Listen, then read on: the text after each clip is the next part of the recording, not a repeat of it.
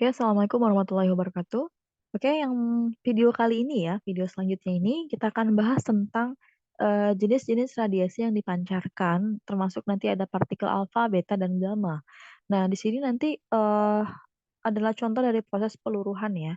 Peluruhan itu kalau Bapak Ibu ketahui, itu terjadi pada suatu inti atom yang tidak stabil ya. Jadi pada suatu eh, kita bisa bilang kategorinya unsur ya, atau mungkin kita bisa bilang nuklida yang memiliki inti atom yang tidak stabil. Jadi mungkin, diketahui dulu ya perbedaan antara reaksi nuklir dan reaksi kimia. Kalau reaksi nuklir itu berhubungan sama radiasi ya, nah atau mungkin partikel alfa, beta, dan gamma. Jadi reaksi nuklir itu dia melibatkan atau hanya melibatkan inti atom saja. Jadi hanya melibatkan jumlah proton dan juga jumlah neutron gitu ya. Dia tidak melibatkan elektron. Tapi kalau pada reaksi kimia kan biasanya kita lihat elektron. Elektronnya misalnya dilepas kah atau ditangkap gitu ya, berkurang kah atau bertambah gitu ya. Itu kalau reaksi kimia. Tapi kalau reaksi nuklir dia langsung menuju kepada inti dari atomnya. Jadi dia hanya menyerang proton dan neutron di pada inti atomnya. Apakah nanti berkurang atau bertambah? Pokoknya itu nanti akan berubah ketika dia dari tidak stabil menjadi stabil, kayak gitu ya. Nah, nanti reaksi tersebut disebut dengan peluruhan. Jadi peluruhan itu merupakan suatu reaksi yang terjadi untuk menstabilkan inti atom ya. Pokoknya intinya hingga nanti diperoleh nilai proton dan neutron yang sekiranya bisa menjadi stabil. Nah, selain menghasilkan partikel-partikel yang saya sebutkan tadi, proses peluruhan juga menghasilkan energi ya. Energinya juga tergantung, besar energi juga tergantung dari perubahan dari si unsur tadi. Kita lanjut ya.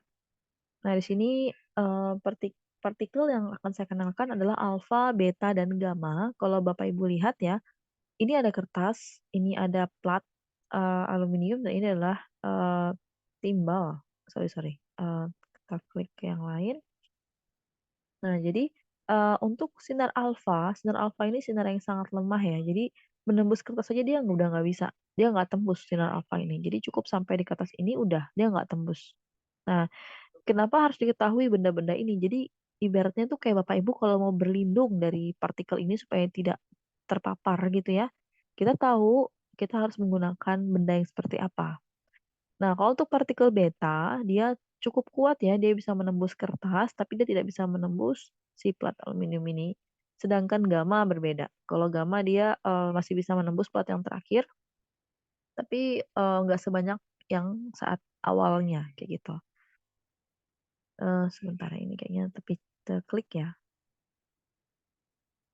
Oke, nah jadi yang perlu saya tekankan di sini adalah partikel alfa, beta, dan gamma itu nanti dia memiliki nilai apa ya, nilai kayak semacam nomor atom juga gitu, nomor atom dan nomor massa yang berbeda-beda. Kalau alfa itu dia selalu 4 dan 2 ya. Jadi nomor massanya itu sama dengan 4, nomor atomnya sama dengan 2. Di sini kita tahu bahwa ketika ada suatu unsur yang meluruh menghasilkan partikel alfa, berarti unsur tersebut dia melepaskan 2 partikel alfanya. Karena di sini kelihatan alfa itu mengandung 2 2, sorry 2 proton. Jadi ada proton yang terlepas sebanyak 2 dari intinya tadi ya. Nah, jadi nanti pokoknya gini, nanti kita harus paham, ketika ada pernyataan bahwa ketika suatu reaksi ini atau mungkin suatu interaksi ini ternyata melepaskan partikel beta. Nah, nanti di situ Bapak Ibu harus tahu, berarti unsur tadi membentuk apa gitu ya, membentuk apa unsur barunya. Oke. Nah, untuk beta sendiri sebenarnya nggak cuma 0 sama min 1 ya, nanti Bapak Ibu bisa cek ada juga yang 0 plus 1 dan lain sebagainya. Intinya kalau beta dia 0 dan angkanya tuh pasti 0 dan sekitaran 1, entah itu plus 1 ataupun minus 1. Nah, untuk gamma nih yang paling gampang karena angkanya hanya 0 dan 0 gitu ya. Jadi yang paling ringan tuh alfa, kalau alfa 4 dan 2, gamma 0 dan 0. Oke. Nah, di sini contohnya seperti ini ya. Ada suatu unsur bernama Ra ya. Kemudian di sini memiliki nomor massa 226, nomor atomnya 88. Kemudian, karena dia kurang stabil, dia akan meluruh. Ketika dia meluruh, ini tanda panah ya, dia meluruh menghasilkan unsur baru yang memiliki nomor massanya 222, nomor atomnya 86. Nah, pertanyaan saya nanti biasanya gini, partikel apa yang dihasilkan dari proses peluruhan tersebut? Nah, bagaimana kita bisa mengetahuinya? Bapak Ibu bisa lihat nih angkanya, 226 nih ya, saya kasih gini aja kali ya, 226 berubah jadi 222, ya berarti kita kurangin, berapa yang hilang di situ? Ada 4. Oke, berarti nomor massanya berjumlah 4. Sedangkan nomor atomnya kalau kita lihat dari 88 menjadi 86, berarti kan terjadi pengurangan sebanyak 2 ya, 88 dikurang 86. Jadi terjadi pengurangan sebanyak 2. Sehingga kita bisa, asumsikan bahwa ini adalah partikel alfa yang dihasilkan karena ada 4 sebagai nomor massa dan 2 sebagai nomor atomnya. Partikel alfa kadang disimbolkan dengan He ya atau helium, tapi Bapak Ibu boleh nulisnya dengan alfa seperti ini juga nggak masalah. 4, 2.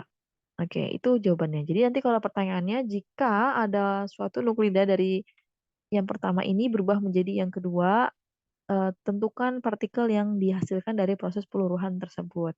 Nah, partikelnya entah alfa, beta, gamma nanti bisa dilihat dari perubahan nomor massa dan nomor atomnya. Nah, ini kalau kita kembalikan ya, misalnya dari yang tadi setelah meluruh, Rn yang dari setelah meluruh adalah 224 ditambah sama 4 hasilnya sama dengan 226, seimbang ya atau sama. Kemudian 86 ditambah 2 untuk nomor massa kembali menjadi 88. Yang jadi benar ya, yang dihasilkan adalah partikel alfa. Sebanyak ada 4 nomor massa dan ada 2 nomor atomnya. Kita next ya, contoh lain. Oke, di sini saya clear all dulu. Di sini terlihat ya, ada uranium ya. Dia 238 untuk nomor massa, nomor atomnya 92. Ternyata dia mengalami peluruhan, menghasilkan unsur baru yaitu TH dengan nomor massanya 234. Berarti dia berkurang sebanyak 4 nomor massanya ya, dari 8 menjadi 4. Dan nomor atomnya dari 92 menjadi 90 berarti berkurang 2. Berarti sama ya 4 dan 2 otomatis partikel yang dia hasilkan adalah partikel alfa ya. Oke, saya rasa itu cukup ya untuk penjelasan ini. Nanti untuk partikel beta ataupun gamma itu juga sama untuk penjelasannya. Tapi kalau gamma lebih gampang. Kalau gamma nggak ada perubahannya ya. Kalau gamma itu nih, kalau bisa dilihat ya, karena gamma tadi 00, jadi biasanya angkanya nggak berubah. Nih 60, 27, 60, 27 tetap menghasilkan yang sama, tapi bedanya adalah dia memancarkan radiasi sinar gamma. Jadi bisa lebih stabil. Oke ya, saya rasa cukup sekian penjelasan dari saya. Jika ada pertanyaan boleh komen ya, atau Jeffrey.